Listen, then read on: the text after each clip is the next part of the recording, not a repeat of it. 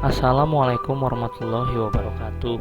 Kembali lagi dengan saya Joyakim Simanjuntak dalam video pengisian ISPT PPH Badan.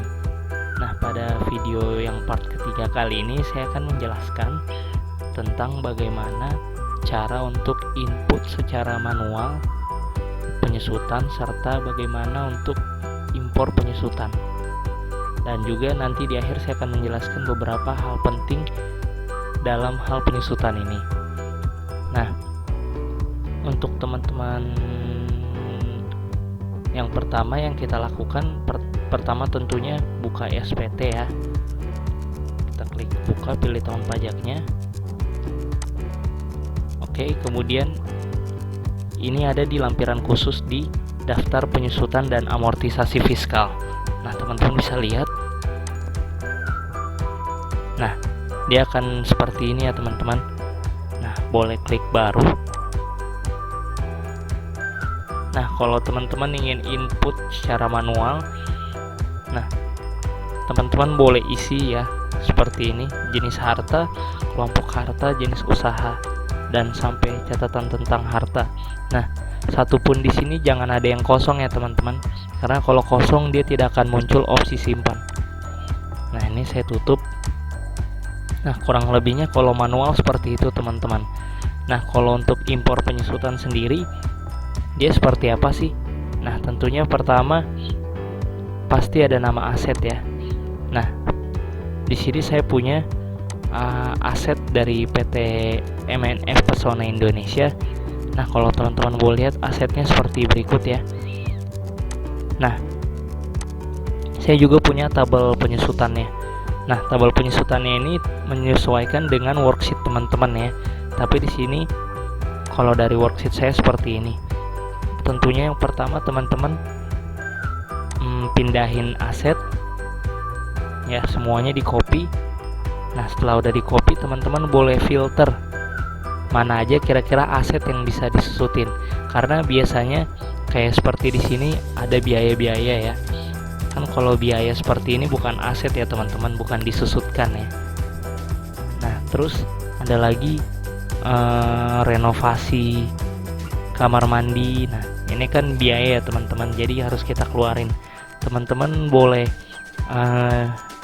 di filter.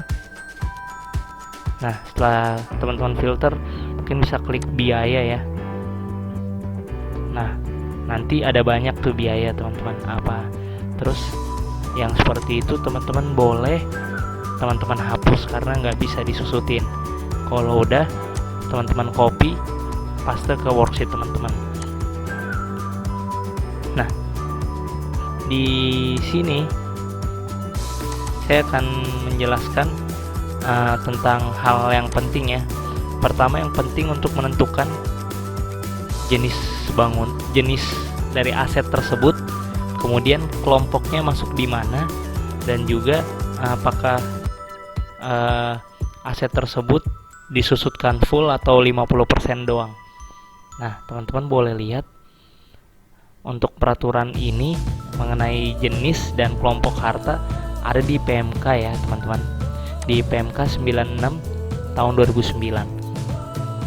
Teman-teman boleh lihat ya di sini ada jenis usaha sama jenis harta. Nah, enggak, dari jenis usaha ini beda-beda teman-teman hartanya ya. Ada yang apa aja yang boleh di kelompok satu, kayak contohnya di sini untuk transportasi dan pergudangan. Di sini mobil, mobis atau truk itu boleh di kelompok satu ya teman-teman. Nah, tapi sedangkan kalau di semua jenis usaha seperti mobil, bus, truk di kelompok 2. Jadi ini mengaruh juga ke jenis usaha yang teman-teman punya. Nah, boleh teman-teman lihat. Kalau udah teman-teman klasifikasikan sendiri ya.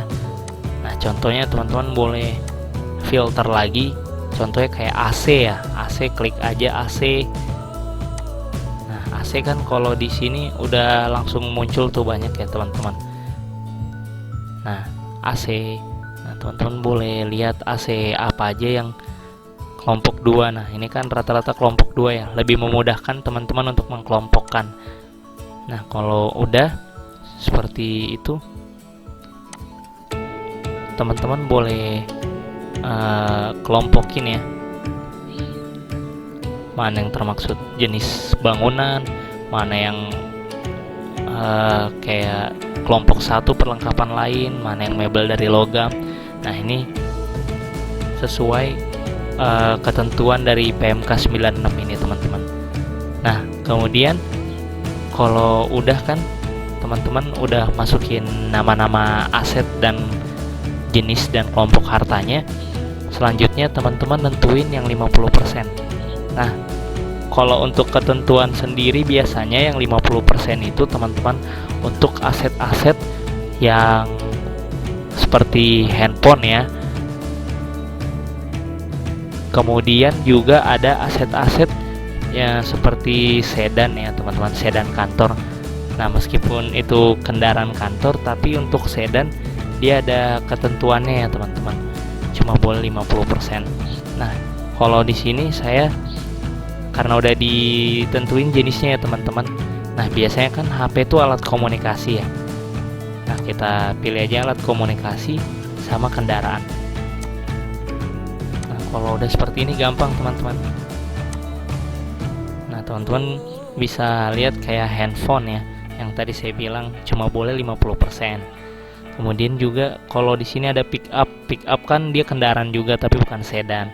Nah ini Mitsubishi Lancer, itu kan dia udah jelas ya teman-teman sedan, jadi cuma boleh disusutkan 50%. Nah ini no, N itu buat no ya teman-teman, yes itu yes ya. Nah terus kalau udah selesai itu semua, teman-teman boleh nentuin kode jenis harta. Nah kode jenis harta ini sebenarnya untuk ini ada di itu ya teman-teman, ada di ISPT ya teman-teman. Tadi saya lupa menjelaskan, kalau teman-teman klik ini ya, ini saya klik.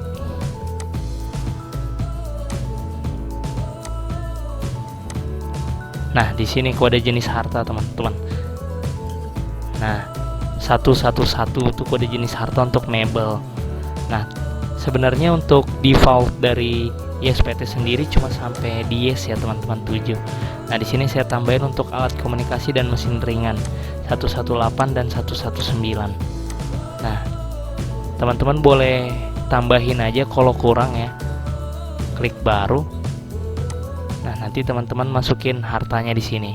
Kalau udah simpan, saya tutup. Nah kalau udah seperti itu teman-teman, nanti teman-teman boleh pindahin ke VLOOKUP.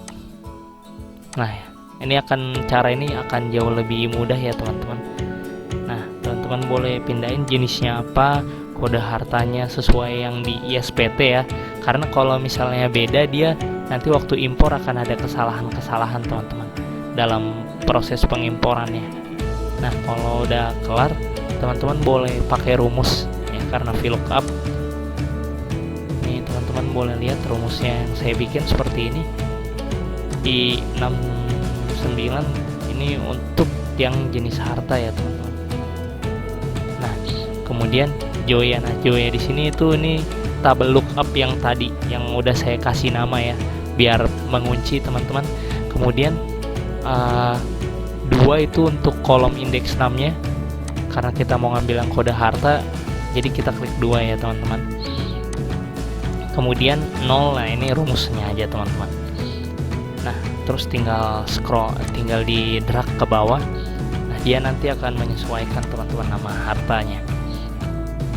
Nah kalau udah, teman-teman boleh nyusun juga nih teman-teman, sesuai ininya apa yang lain-lain kayak tarif fiskal ya. Saya juga udah bikin di sini di VLOOKUP-nya tarif fiskal, karena kan tarif fiskal itu berdasarkan kelompok ya teman-teman. Nah teman-teman boleh masukin sampai ujung sesuai aset teman-teman ya, penyusutannya bagaimana. Kalau udah, teman-teman boleh pindahin ke CSV. Nah ini kayak jenis harta, kelompok harta, terus jenis usaha, teman-teman. Kalau teman-teman lihat di sini, ini ya teman-teman, apa?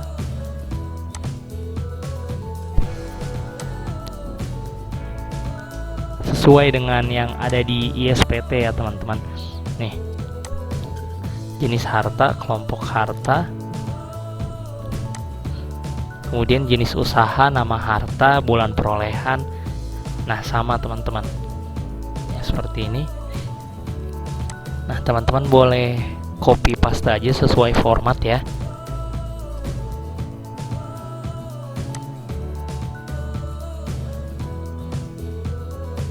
Oh ya, tadi saya lupa menjelaskan untuk jenis harta dan kelompok harta ya teman-teman.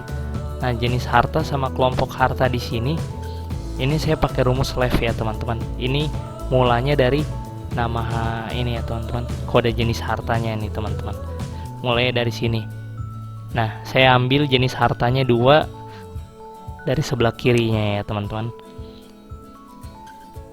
Nah, terus kelompok harta jenis usaha. Nah, saya ngambil 1 untuk jenis harta, kelompok harta 2, jenis usaha 3. Nah, untuk memudahkan teman-teman. Nah, ini tinggal teman-teman copy. Nah, setelah teman-teman copy, teman-teman pindahkan ke CSV. Nah, ini karena ada rumusnya teman-teman harus pakai paste as value. Nah, jadi seperti ini teman-teman. Begitu juga dengan yang ke samping-sampingnya. Nah, kalau teman-teman udah copy paste nanti akan seperti ini ya teman-teman. Ini yang udah di copy paste semua. Teman-teman kalau udah di copy paste harus simpan dengan format file CSV ya teman-teman, CSV. Nah, teman-teman klik file. Nah, terus save as. Nah, teman-teman pilih yang CSV ya, delimited CSV. Nah, di sini saya udah save ya teman-teman jadi CSV. Nah, kalau udah teman-teman hapus maksud saya simpan. Nah, terus close.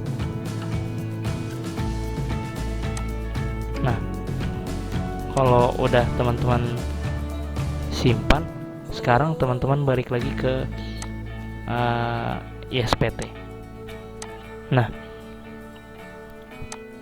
untuk cara impornya teman-teman ke utility, impor data.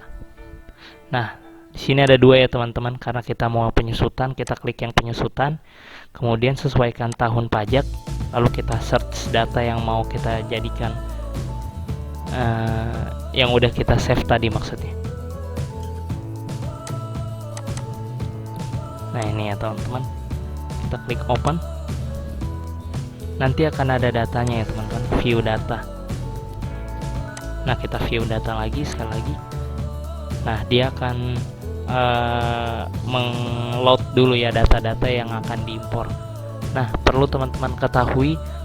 Nah, untuk ini tadi saya lupa jelaskan di bagian ini teman-teman. Keterangan nama harta biasanya ditulis dengan deskripsi dari harta tersebut. Tapi ada beberapa hal agar impor teman-teman berjalan berhasil. Teman-teman pastikan tidak ada tanda petik 1 seperti ini ya teman-teman. Karena ini pasti akan mengkoreksi dan pasti ada terjadi kesalahan. Oke. Sambil menunggu, udah selesai. Kita impor langsung teman-teman. Nah, tandanya dia mengimpor tuh dia ada garis biru seperti ini ya teman-teman. Itu tandanya datanya lagi diimpor. Nah, kalau selesai dia akan ada tulisan proses impor selesai, tidak ada data yang gagal impor. Oke, kita klik OK. Hasilnya bisa kita lihat di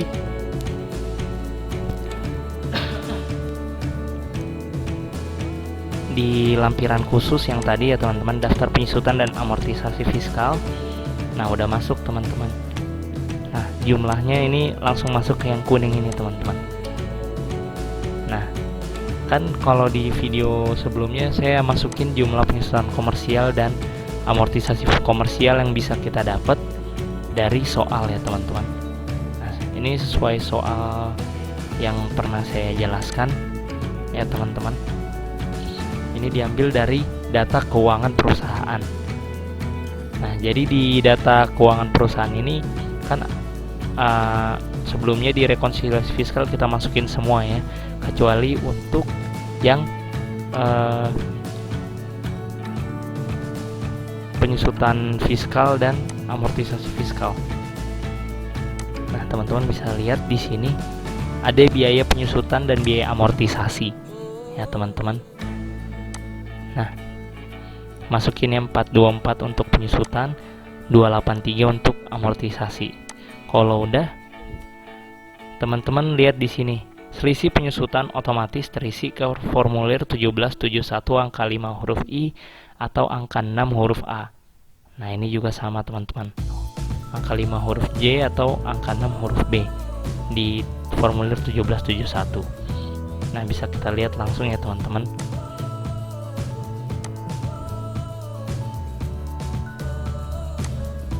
Nah, dia akan masuk ke sini teman-teman. Nah, di yang kuning ini karena otomatis ya teman-teman. Nah, kalau udah kita simpan aja.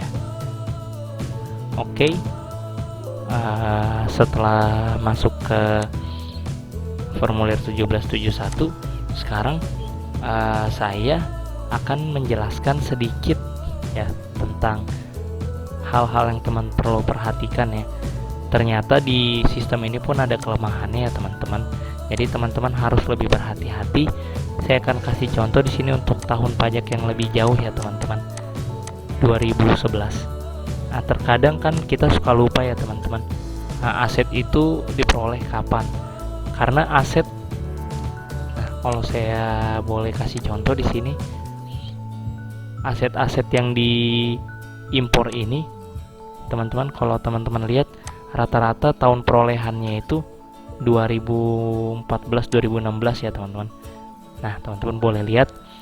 Nah, tapi untuk sistem dari ISPT ini tidak bisa untuk memfilternya teman-teman. Nah, karena tidak bisa difilter, ada kemungkinan untuk ada terjadinya koreksi ya pada saat SPT sudah disampaikan ya teman-teman. Jadi teman-teman harus lebih berhati-hati lagi dalam memeriksa ya teman-teman. Jangan sampai aset yang seharusnya disusutkan untuk tahun depannya atau tidak bisa disusut. Maksud saya aset yang disusutkan seharusnya bukan tahun tersebut justru dimasukin. Karena terkadang contohnya anggaplah kita memperoleh aset di tahun 2019. Nah, sedangkan kita membuat untuk 1 Januari ya memperolehnya ya teman-teman. Sedangkan kita harus membuat SPT untuk tahun 2018. Otomatis yang 2019 nggak boleh masuk dong, karena baru diperoleh 2019. Nah, seperti itu teman-teman. Nah, ini coba kita impor aja 2011 ya tahun pajak ya teman-teman. Nah, kalau kita lihat harusnya dia langsung memfilter ya teman-teman, tapi birunya tetap jalan. Nah, inilah kelemahannya teman-teman. Jadi teman-teman harus lebih memperhatikan lagi. Nah, dan ini juga saran saya untuk DJP ya, untuk memperbaiki daripada sistem ISPT ini. Nah, teman-teman kalau saya buka ya teman-teman di SPT 2011, kita buka, dia berhasil masuk teman-teman. Padahal seharusnya nggak bisa karena tahun pajaknya beda. Otomatis kalau udah kekirim ini akan jadi temuan dan akan jadi ini ya teman-teman, akan terjadi koreksi pasti ya teman-teman. Nah, seperti itu teman-teman. Nah, jadi saran saya untuk teman-teman lebih berhati-hati lagi. nampaknya sekian untuk video tutorial pada part yang ketiga ini. Kalau ada komentar, teman-teman boleh tulis ya di bawah, atau ada mungkin masukan, teman-teman boleh tulis saya di kolom komentar. Dan juga kalau ada pertanyaan, teman-teman juga boleh tulis di sana. Oke, sekian video dari saya, kurang lebihnya mohon maaf. Terima kasih.